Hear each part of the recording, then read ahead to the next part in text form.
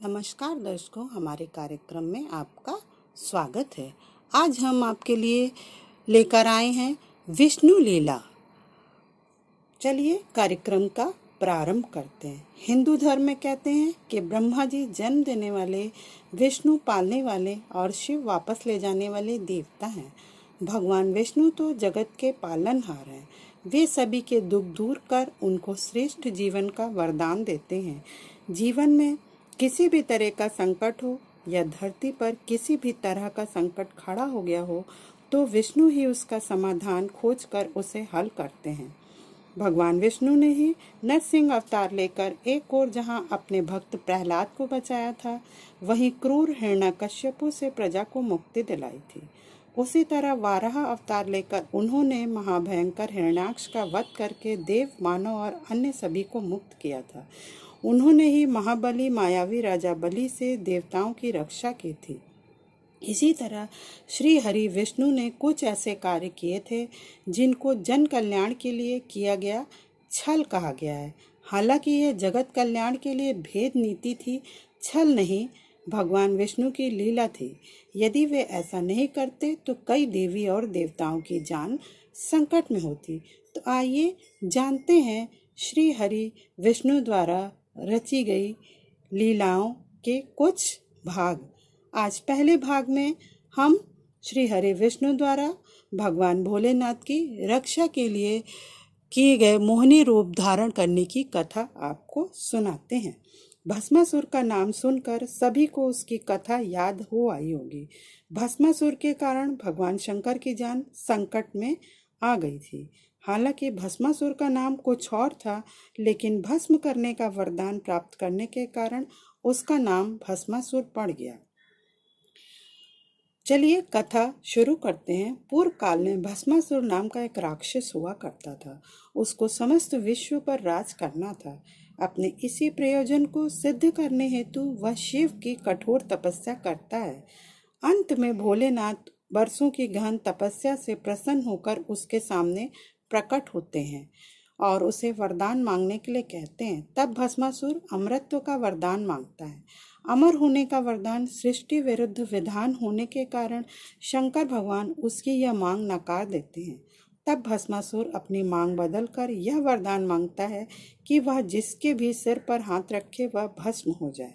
शिव जी उसे यह वरदान दे देते हैं। तब भस्मासुर शिव जी को ही भस्म करने उसके पीछे दौड़ पड़ता है। जैसे तैसे अपनी जान बचाकर भोलेनाथ शंकर भगवान विष्णु की शरण में जाते हैं। उन्हें पूरी बात बताते हैं। भगवान विष्णु फिर भस्मासुर का अंत करने के लिए मोहिनी रूप रचते हैं। भस्मासुर जब भटक भटक कर शिव जी को भस्म करने के लिए ढूंढ रहा होता है, तब मोहिनी उसके समीप प्रकट हो आती है। उसकी सुंदरता से मुग्ध होकर भस्मासुर वहीं रुक जाता है और मोहिनी से विवाह का प्रस्ताव रख देता है। मोहिनी जवाब में कहती है कि वह सिर्फ उसी युवक से विवाह करेगी जो उसकी तरह नृत्य में प्रवीण हो। अब भस्मासुर को तो नृत्य आता नहीं था, तो उसने इस कार्य में मोहिनी से मदद मांगी। मोहिनी तुरंत तैयार हो गई और बोली कि जैसे जैसे मैं नृत्य करती हूँ तुम भी वैसे वैसे देख करके मुझे अनुसरण करो। नृत्य सिखाते सिखाते मोहिनी ने अपना हाथ अपने सिर पर रखा और उसकी देखा देखी भस्मासुर भी शिव का वरदान भूलकर अपना ही हाथ अपने सिर पर रख बैठा और खुद ही भस्म हो गया। इस तरह भगवान विष्णु की सहायता से भोलेनाथ की विकट समस्या का हल हो गया और उनकी जान बच गई। भस्मासुर से बचने के लिए भगवान महादेव जिस गुफा में छुपे से उसे गुप्त धाम के नाम से जाना जाता है। यह गुफा जम्मू से 150 किलोमीटर दूर त्रिकुटा की पहाड़ियों पर है। इन खूबसूरत पहाड़ियों को देखने से ही मन शांत हो जाता है। इस गुफा में हर दिन सैकड़ों की तादाद में शिव भक्त आराधना करते हैं। तो दर्शकों, आज की कथा यही समाप्त होती है। तो इस कथा का सार यह है कि ज्ञान और दान सदैव सुपात्र को ही देना चाहिए, अन्यथा देने वाले की जान ही स्वयं खतरे में पड़ जाती है। तो दर्शकों, अब आज का कार्यक्रम यहीं समाप्त करते हैं। अगले वीडियो में आगे की दूसरी कथा के साथ आपसे फिर मिलेंगे। अगर आपको हमारा वीडियो पसंद आया हो तो उसे लाइक और शेयर अवश्य करें। तब तक के लिए भगवान विष्णु और भगवान महादेव की कृपा आप पर बनी रहे। जय महादेव। ओम नमो भगवते वासुदेवाय नमः। शुभ दिवस। नमस्कार दर्शकों, हमारे कार्यक्रम में आपका हार्दिक स्वागत है। आज मैं उपस्थित हूँ विष्णु लीला के दूसरे भाग के साथ। पहले भाग में मैंने आपको भस्मासुर वध के बारे में बताया था। आज जालंधर वध के बारे में बताऊंगी। किसी भी तरह की समस्या हो, भगवान विष्णु जगत के पालनहार हैं। वे उस समस्या का समाधान खोजकर उसका हल करते ही हैं और उन्होंने कुछ ऐसे कार्य जन कल्याण के लिए किए जिनको कि छल कहा गया। हालांकि ये जगत कल्याण के लिए किए गए कार्य थे, छल नहीं। अगर भगवान विष्णु ऐसा नहीं करते तो कई देवी और देवताओं की जान संकट में होती। तो चलिए आइए जानते हैं श्री हरि विष्णु द्वारा किया गया जनहित में छल, जालंधर वध। श्रीमद् देवी भागवत पुराण के अनुसार जालंधर असुर शिव का अंश था, लेकिन उसे इसका पता नहीं था। वह बहुत ही शक्तिशाली असुर था।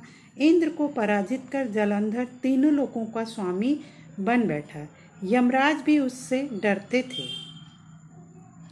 श्रीमद् देवी भागवत पुराण के अनुसार एक बार भगवान शिव ने अपना तेज समुद्र में फेंक दिया तथा इससे जालंधर उत्पन्न हुआ।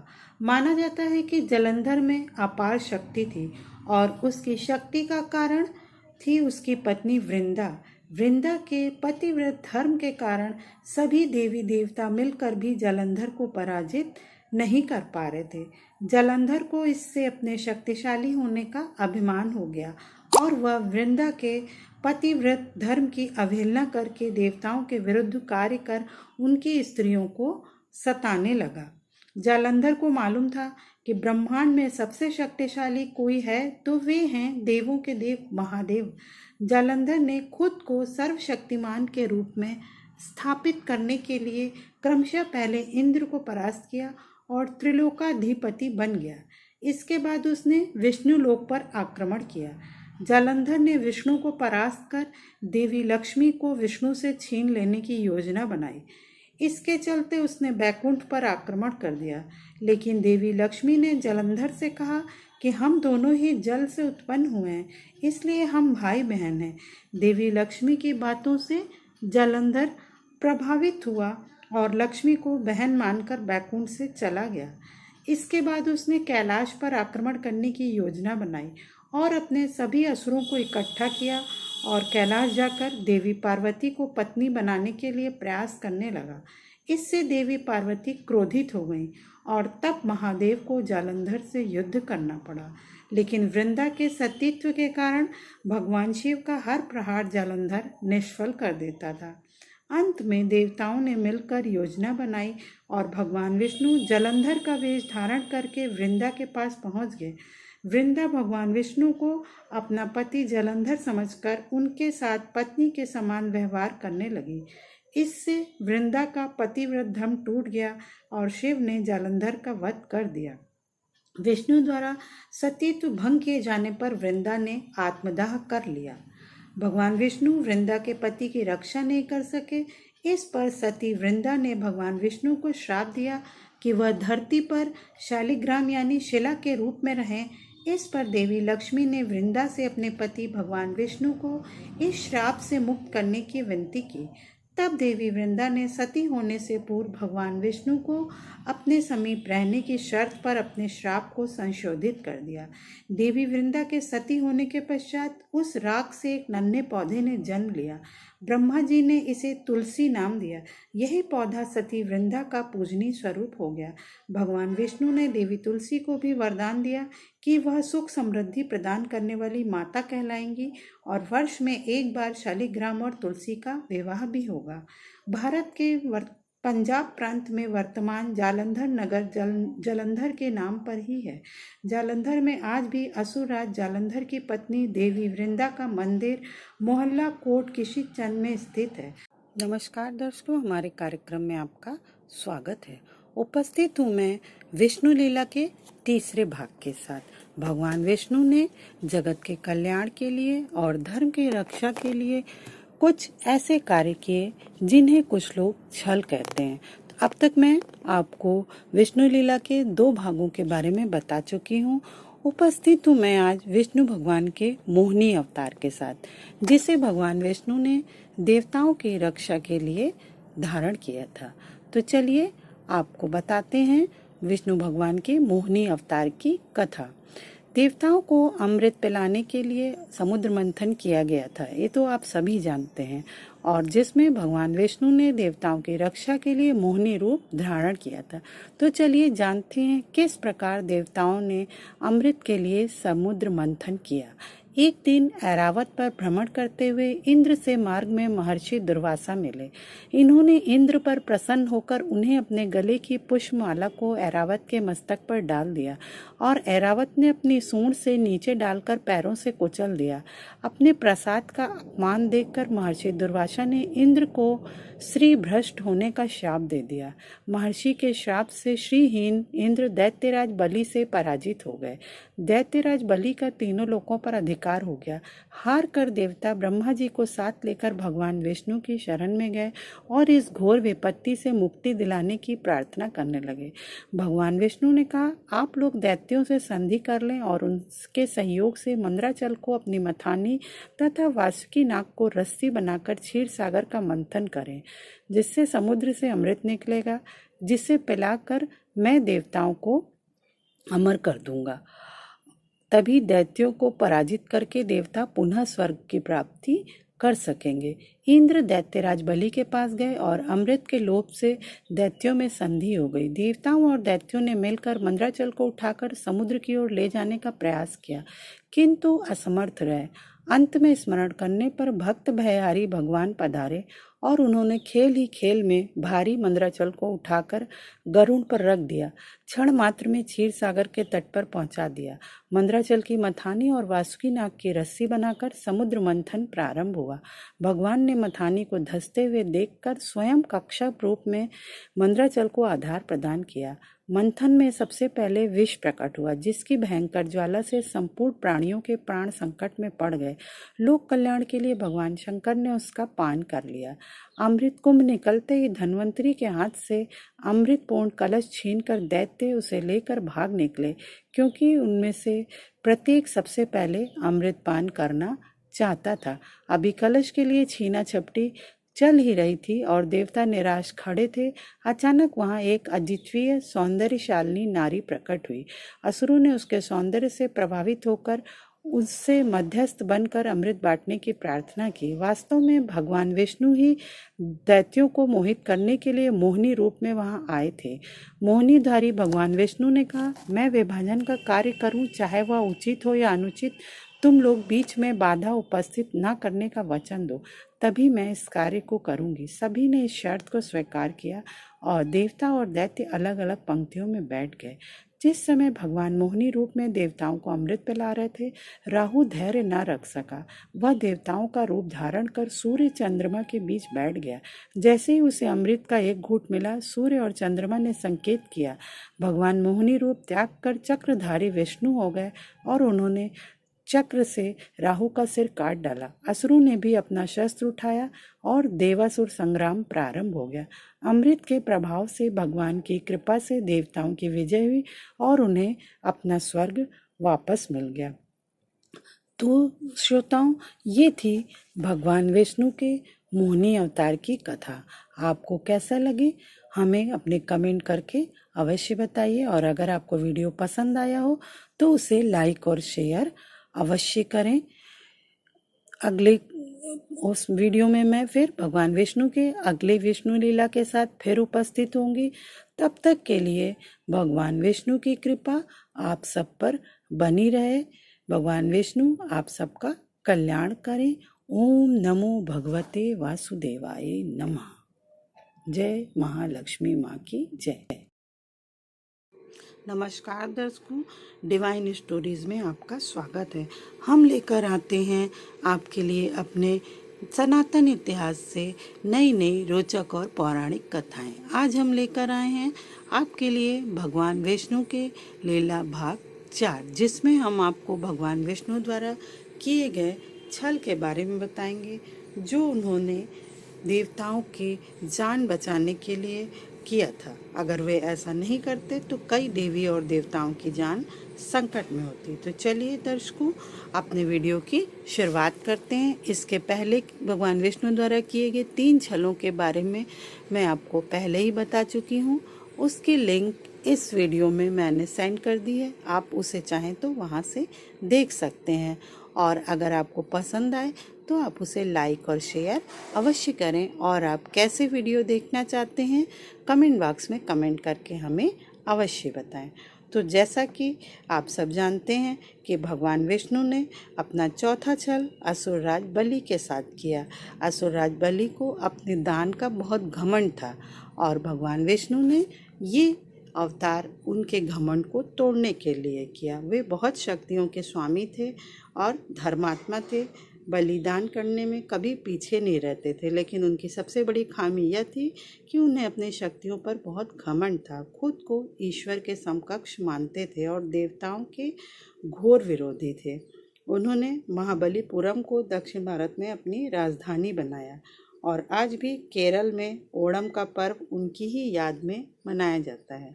उन्होंने विश्व विजय की सोचकर अश्वमेध यज्ञ किया और इसकी प्रसिद्धि चारों ओर फैलने लगी। उन्होंने 98 यज्ञ संपन्न करा दिए थे और 99वें यज्ञ की घोषणा की और सभी को निमंत्रण भेजा। देवताओं की ओर से गंधर्व और यक्ष और दैत्यों की ओर से दानव और राक्षस। अंतिम बार बलि का इंद्र के साथ युद्ध हुआ और देवता हार गए और संपूर्ण जम्बू द्वीप पर असुरों का अधिकार हो गया। तब भगवान विष्णु को वामन अवतार लेने पड़ा, क्योंकि बलि ने देवताओं को केवल यज्ञ करने जितनी भूमि ही दे रखी थी। सभी देवता भगवान विष्णु की शरण में गए। भगवान विष्णु ने कहा वे कोई युक्ति सोचेंगे और उन्होंने अदिति के यहाँ जन्म लिया। और एक दिन जब बलि यज्ञ की योजना बना रहा था तब वे ब्राह्मण वेश में वहाँ दान लेने पहुँच गए और उन्हें देखते ही शुक्राचार्य पहचान गए। उन्होंने बलि से कहा कि ये विष्णु हैं, मुझसे पूछे बिना कोई भी वस्तु उन्हें दान मत करना। लेकिन बलि ने शुक्राचार्य की बात नहीं सुनी और वामन के दान मांगने पर उनको 3 पग भूमि दान में दे दी। जब जल छोड़कर सब दान कर दिया तब ब्राह्मण वेश में भगवान वामन ने अपना विराट रूप दिखा दिया और भगवान ने एक पग में भूमंडल को नाप लिया और दूसरे में स्वर्ग को और तीसरे के लिए बलि से पूछा कि तीसरा पग कहाँ रखूं। पूछने पर बलि ने मुस्कुरा कर कहा इसमें तो कमी आपके संसार बनाने की ही हुई है, मैं क्या करूं भगवान, अब तो मेरा सिर ही बचा है। इस प्रकार भगवान विष्णु ने उसके सिर पर तीसरा पैर रख दिया और उसकी भक्ति से प्रसन्न होकर पाताल में उसे रसातल का कलयुग के अंत तक राजा बने रहने का वरदान दिया। तब बलि ने विष्णु से एक और वरदान मांगा। कहा कि हे भगवान, यदि आप मुझे पाताल लोक का राजा बने रहने दे रहे हैं तो मुझे वरदान दीजिए कि मेरा साम्राज्य शत्रुओं के प्रपंच से बचा रहे और आप सदैव मेरे साथ रहें। उसके अनुरोध पर भगवान विष्णु ने राजा बलि के निवास में रहने का संकल्प किया। तो दर्शकों, ये थी भगवान विष्णु द्वारा राजा बलि को घमंड तोड़ने की कथा, जिसे छल पूर्वक उन्होंने राजा बलि का घमंड तोड़कर उसे पाताल तक ही सीमित कर दिया और देवताओं को सुरक्षित कर दिया। ऐसे ही रोचक जानकारी के साथ भगवान के अगले छल के साथ मैं अगले वीडियो में फिर उपस्थित होंगी। अगर आपको हमारा वीडियो पसंद आया हो तो उसे लाइक और शेयर अवश्य करें। तब तक के लिए भगवान विष्णु की कृपा आप सब पर बनी रहे। ओम नमो नारायणाय नमः। ओम नमो भगवते वासुदेवाय नमः। नमस्कार दर्शकों, हमारे कार्यक्रम में आपका स्वागत है। उपस्थित हूँ मैं विष्णु लीला भाग 4 में, जिसमें मैं आपको भगवान विष्णु के द्वारा जनहित में किए गए कुछ छलों के बारे में बताऊंगी, जिन्हें मैंने विष्णु लीला का नाम दिया है। हिंदू धर्म में कहते हैं कि ब्रह्मा जी जन्म देने वाले, विष्णु पालने वाले और शिव वापस ले जाने वाले देवता हैं। भगवान विष्णु तो जगत के पालनहार हैं। वे सभी के दुख दूर कर उनको श्रेष्ठ जीवन का वरदान देते हैं। जीवन में किसी भी तरह का संकट हो या धरती पर किसी भी तरह का संकट खड़ा हो गया हो तो विष्णु ही उसका समाधान खोजकर उसे हल करते हैं। भगवान विष्णु ने ही नरसिंह अवतार लेकर एक ओर जहाँ अपने भक्त प्रहलाद को बचाया था, वहीं क्रूर हिरण्यकश्यप से प्रजा को मुक्ति दिलाई थी। उसी तरह वाराह अवतार लेकर उन्होंने महाभयंकर हिरण्याक्ष का वध करके देव मानव और अन्य सभी को भयमुक्त किया था। उन्होंने ही महाबली और मायावी राजा बलि से देवताओं की रक्षा की थी। इसी तरह श्री हरि विष्णु ने कुछ ऐसे कार्य किए थे जिनको जन कल्याण के लिए किया गया छल कहा गया। यदि वे ऐसा नहीं करते तो कई देवी और देवताओं की जान संकट में होती।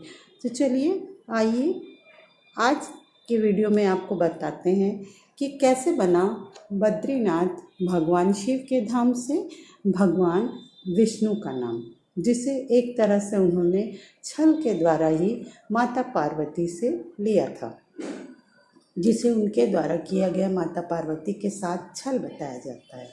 माना जाता है कि बद्रीनाथ धाम कभी भगवान शिव और पार्वती का स्थान हुआ करता था। वहाँ वे अपने परिवार सहित विश्राम करते थे, लेकिन श्री हरि विष्णु को यह स्थान इतना अच्छा लगा कि उन्होंने इसे प्राप्त करने के लिए योजना बनाई। पुराण कथा के अनुसार सतयुग में जब भगवान नारायण बद्रीनाथ आए तब यहाँ बद्रियों यानी बेर का वन था और यहाँ भगवान शंकर अपनी अर्धांगिनी पार्वती के साथ सुख से रहते थे। एक दिन श्री हरि विष्णु बालक का रूप धारण करके जोर जोर से रोने लगे। उनका रुदन सुनकर माता पार्वती को बड़ी पीड़ा हुई। वे सोचने लगी कि इस बीहड़ वन में यह कौन बालक रो रहा है, यह कहाँ से आया और इसकी माता कहाँ है। यही सब सोचकर माता को बालक पर दया आ गई। तब वे उस बालक को लेकर अपने घर पहुंची। शिव जी तुरंत ही समझ गए कि यह कोई विष्णु की लीला है। उन्होंने पार्वती से इस बालक को घर के बाहर ही छोड़ देने का आग्रह किया और कहा कि यह कुछ देर बाद अपने आप ही रोकर चला जाएगा। लेकिन पार्वती माँ ने उनकी बात नहीं मानी और बालक को घर में ले जाकर चुप कर सुलाने लगी। कुछ ही देर में बालक सो गया। तब माता पार्वती बाहर आ गईं और शिव जी के साथ कुछ दूर भ्रमण पर चली गईं। भगवान विष्णु को तो इसी पल का इंतजार था। उन्होंने उठकर घर का दरवाज़ा बंद कर दिया। भगवान शिव और पार्वती जब घर लौटे तो द्वार अंदर से बंद था। उन्होंने जब बालक से द्वार खोलने के लिए कहा तब अंदर से भगवान विष्णु ने कहा कि अब आप भूल जाइए भगवान, यह स्थान मुझे बहुत पसंद आ गया, मुझे यहीं विश्राम करने दीजिए। अब आप यहाँ से केदारनाथ जाएं। तब से लेकर आज तक बद्रीनाथ यहाँ पर अपने भक्तों को दर्शन दे रहे हैं और भगवान शिव केदारनाथ में। तो दर्शकों, ये थी रोचक कथा भगवान विष्णु के बद्रीनाथ में रहने की और शिव भगवान के केदारनाथ में वास करने की। तो आपको कैसे लगी कमेंट बॉक्स में कमेंट करके हमें अवश्य बताइएगा। अगले वीडियो में फिर हम ऐसी ही किसी रोचक कथा के साथ फिर उपस्थित होंगे। तब तक के लिए आप सब पर भगवान विष्णु की कृपा बनी रहे। ओम नमो नारायणाय नमः। ओम नमो भगवते वासुदेवाय नमः। ओम नमः शिवाय। जय शिव शक्ति की जय।